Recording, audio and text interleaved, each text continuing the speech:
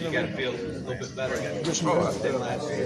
feel great. You guys, I was able to have a strong year last year. I was able to battle for a lot of stuff, injuries and all that stuff. But at the end of the year, they were able to put it all together and put their best foot forward, I guess you could say, in the ball game.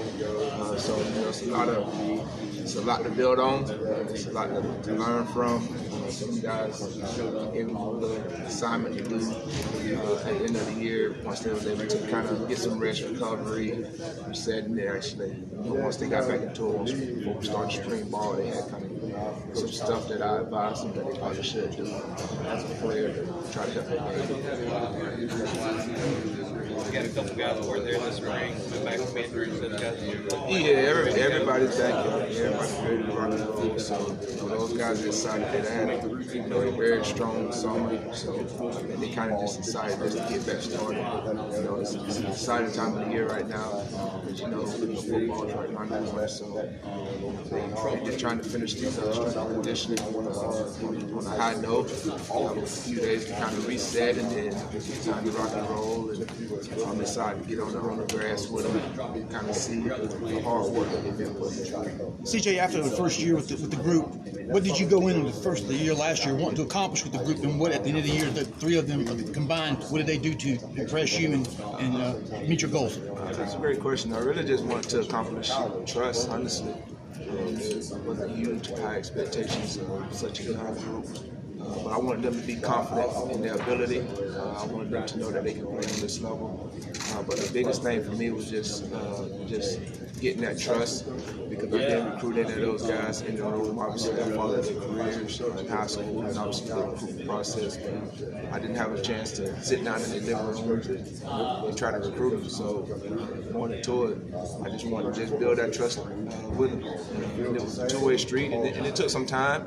And I think as the season went on, it got better and better. And I think now we're in a good spot from a trust factor. Those guys understand that I'm here to help them to be better first as a young man, and then as a football player. So I think if we continue to build on that, I think we'll be in a good spot. CJ, you're going into your second year as your running backs coach. What's the difference last year being first time and this coming season? What's the difference?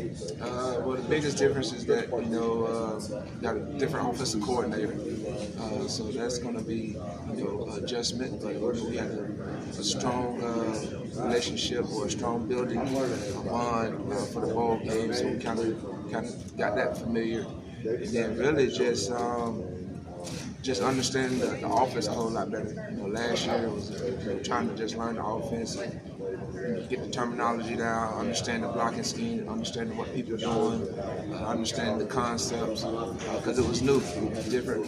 What I was accustomed to playing in and being around. So this year it's a lot more familiarity with just the terminology. What did you learn about yourself last year? What I learned about myself, really just trusting my instincts, honestly. I really had to rely on that, and really just trying to do it my way, I guess you can say.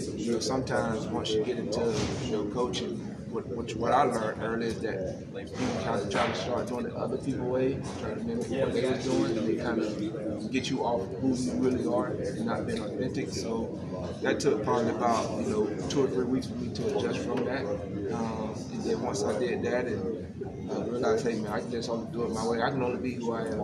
I can't be somebody else. I guess you could say. Once I did that, then I kind of settled in and really just Coach Elliott just kind of let you go, right? You appreciated that? Yeah, I did. And I think that was huge because he really wanted me to get my feet wet and really understanding it. But at the same time, he was great if I ever had a question or if I didn't understand something. He was always a great listener, always very helpful for that. And really, he made that transition very smooth for me. He built a lot of confidence in me, myself. just let me have the room for myself instead of being together. Did you even know what your way was going into next last year? Well, I knew that, I wasn't going to be a yellow because I didn't like that as a coach.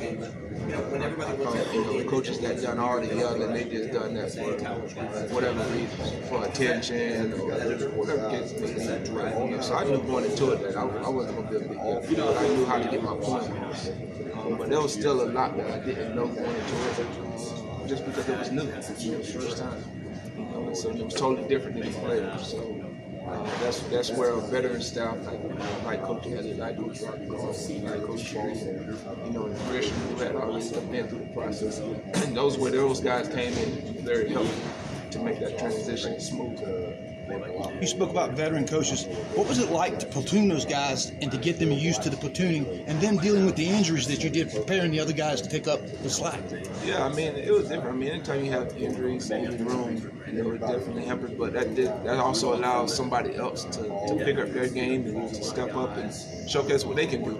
It's something that some of your best players get injured. Yeah, I ain't gonna say at a disadvantage, but you're in at your full arsenal, I guess you could say. But those guys fought through it, and we always talk about it. Well, I always stress to those guys anyway, is that you're always one play away from being a starter. So you better prepare like you're the starter, because at the end of the day, they're not gonna cancel the game. They're still gonna kick it off, and you got to be ready to go out there and execute. And for us in our room is that the standard doesn't change no matter who's back there in the backfield. It still remains the same. So when Shipley went down, they gave Kobe opportunity. And when he got nicked up, we gave my man Phil opportunity. And those guys, they was prepared for it, and they went out there and they showcased what they could do. What do you expect to see from Keith this year with such a talented group? I think he's great for our room. He comes in, wide open, eager to learn, very hungry. I think he's going to add some competition. Just a kid that's self-motivated, so it doesn't take a lot to motivate him.